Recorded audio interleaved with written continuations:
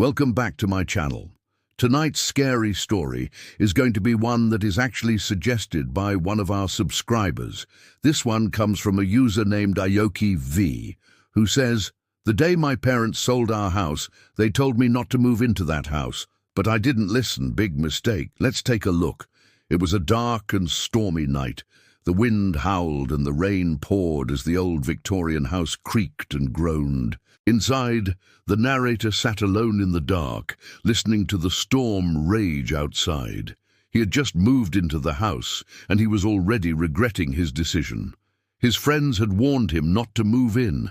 They said the house was haunted and that he would be sorry if he ignored their advice, but he hadn't listened, and now he was paying the price. The power had gone out hours ago, and he was struggling to keep calm. Suddenly he heard a noise in the walls. It was a faint scratching sound, like someone was trying to get out. He tried to ignore it, but the sound kept getting louder and louder until it drove him insane. That's when he started hearing the whispers.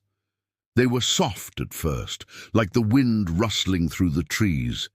But then they grew louder and clearer, and he could make out the words they were saying. "We're here. We're here." He could feel their presence in the room with him, watching him, waiting for him to turn around so they could finally reveal themselves. As the night wore on, the whispers grew louder and more insistent. They seemed to be coming from everywhere and nowhere at the same time. He could hear them in the walls, under the floorboards, even in the chimney. They were taunting him, daring him to do something, anything, just to make them stop. But he didn't budge. He stayed perfectly still, hoping they would eventually get bored and leave him alone.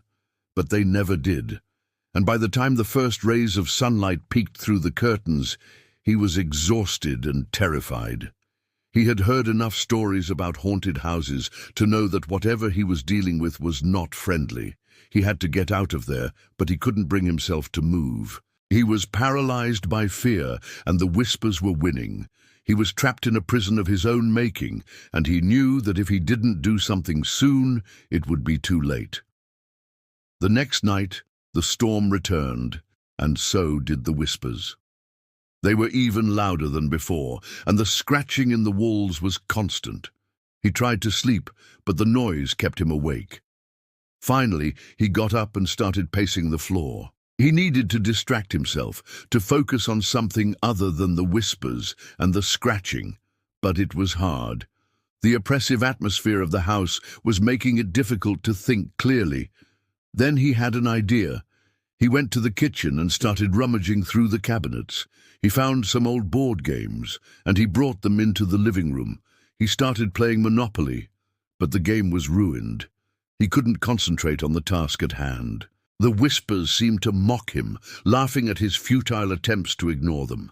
He threw the game pieces across the room and collapsed onto the couch. He was so frustrated with himself. He knew he had to do something. But what? Just then, he heard a knock at the door. He froze. Had someone come to rescue him, or was it part of the game? He cautiously approached the door and put his ear to it. He could hear footsteps in the hallway. Slowly he opened the door a crack and peered out into the darkness, but there was no one there.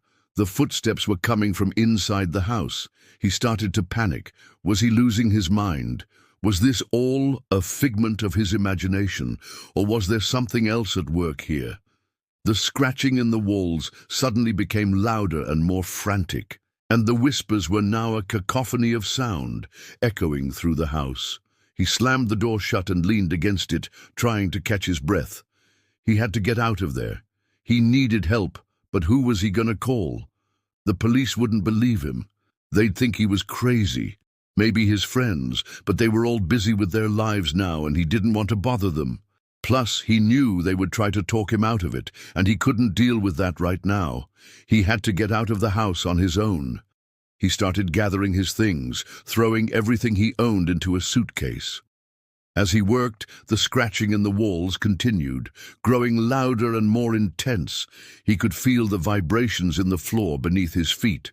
Then, as if in response to his movements, the whispers suddenly stopped. The silence was deafening, and he could feel the weight of their gazes upon him.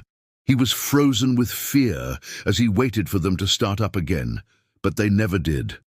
Finally, his bag was packed, and he started making his way to the front door. The scratching had stopped, but the whispers were still in his head.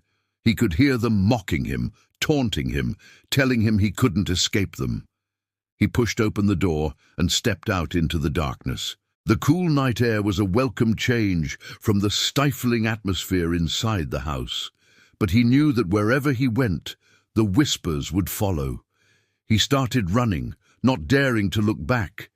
He ran for what felt like hours, the whispers growing louder and more insistent. Then suddenly, just as abruptly as they had started, they stopped. He slowed to a walk and turned around to look back at the house. In the distance, he could see the faint glow of the lights in the windows. He knew that whatever was inside that house was watching him, waiting for him to come back. And against his better judgment, he did.